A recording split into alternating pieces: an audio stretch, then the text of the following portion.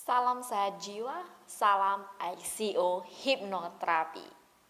Hai, halo, hari ini saya akan membahas untuk Anda yang mungkin sedang mengalami masa-masa sulit dalam hidup atau masa-masa setiap hari mengalami sebuah keterpurukan dalam diri.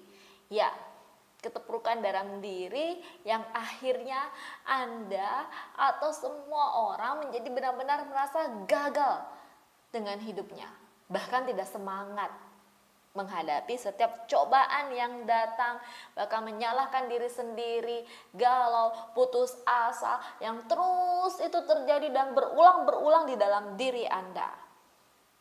Untuk Anda yang sedang mengalami masalah ini, coba deh kita renungkan sedikit saja, cari waktu, kesempatan untuk apa yang terjadi dengan diri saya dan apa yang salah.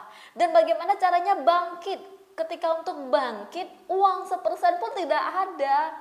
Dan bahkan Anda benar-benar terpuruk, untuk jalan keluarnya benar-benar hancur. Ya, untuk Anda harus tahu sedikit apa sih sebenarnya hidup itu. Hidup yang Anda jalani sekarang itu adalah sebuah kisah.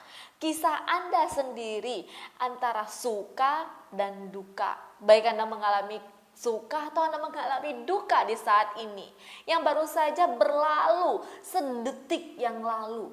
Nah, berarti demi detik, bahkan demi detik Anda bisa melalui suka ataupun duka. Yang baru saja berlalu adalah sebuah sejarah untuk Anda, dan untuk menyosong sedetik ke depan adalah harapan untuk Anda. Orang banyak berkeluh kesah. Mungkin setiap saat kita mengalami sebuah keluh kesah dalam diri tentang ujian hidupnya. Nah, bagaimana sih caranya untuk menghadapi susahnya hidup yang banyak dirangkum dari banyak klien yang datang bahkan konsultasi ke ICO Hipnoterapi? Ada sebuah pepatah mengatakan, berdiri setelah badai takkan terusik oleh gerimis. Ya, Anda butuh menjadi seorang yang tangguh. Tangguhlah, itu yang harus Anda hadapi untuk menghadapi sebuah badainya kehidupan. Menjadi seorang yang tangguh dalam diri Anda sendiri. Dalam hidup tidak dibutuhkan manusia-manusia yang cengeng dan menyerah. Ketika kamu cengeng dan menyerah, harapanmu memang benar-benar putus asa, dan itu yang akan terjadi dengan diri Anda selanjutnya. Masa balita Anda sudah berlalu, masa anak-anak Anda sudah berlalu, masa-masa kecil Anda sudah berlalu. Memang Anda butuhkan sebuah perhatian, kasih sayang, dan Anda terus mengatakan, kenapa orang-orang tidak peduli dengan diri saya, kenapa orang-orang tidak mau menolong diri saya. Memang tidak akan ada orang yang menolong Anda kecuali diri Anda sendiri untuk bangkit dan menolong diri Anda. Yang kuasa sudah memberi apa yang terbaik untuk kita. Otak untuk berpikir. Nah, ingat, setiap manusia Tuhan menciptakan otak. Anda bisa untuk berpikir, untuk terus maju dengan diri Anda. Anda juga punya tangan, punya kaki untuk bangkit. Lalu nunggu apa lagi? Sampai kapan Anda menunggu terus terpuruk dalam diri Anda? Hidup itu terus mengalir sesuai dengan apa yang sudah Anda program dengan diri Anda. Tidak bisa dihentikan atau menunggu dirimu lagi galau.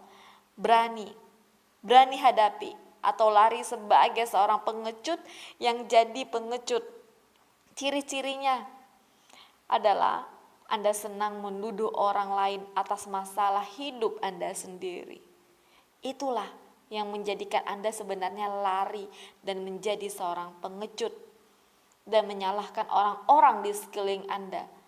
Padahal Anda yang tidak berusaha untuk benar-benar menjadi seorang yang tangguh.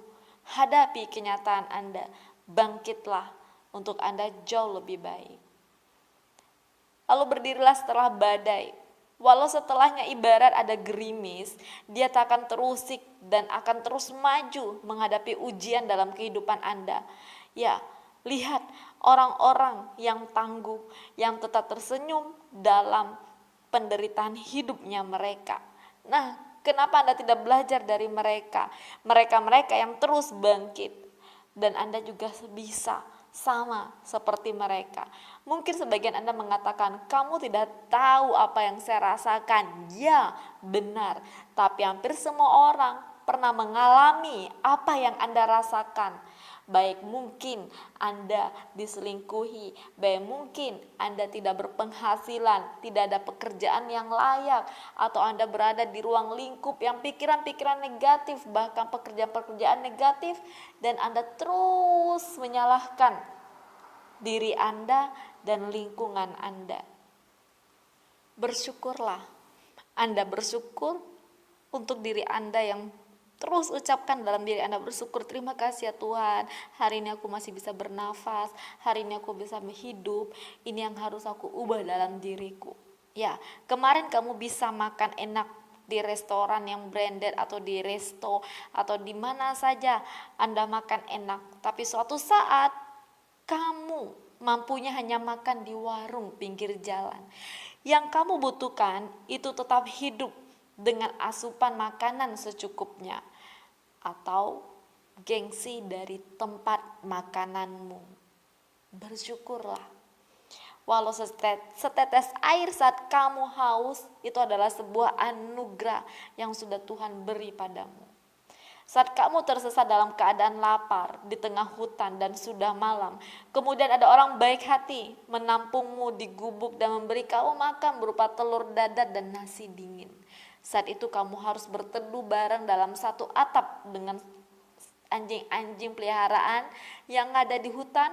Apa yang kamu lakukan? Apakah kamu menolak makan atau kamu ingin mati sia-sia? Atau makan agar esok hari kamu bisa pulang? Pilih yang mana? Pasti kamu bisa memilih yang terbaik untukmu. Hidup itu adalah pilihan. Makanya tadi saya bilang, kamu mau pilih yang mana tentang hidupmu? Pilihlah hidupmu dan bersyukurlah adalah cara terbaik. Bahkan berterima kasih atas berkah yang sudah kamu terima hari ini, esok, dan seterusnya. Walau itu kurang bagimu. Manusia atau Anda memang cenderung terus kurang dan kurang dalam hidupnya.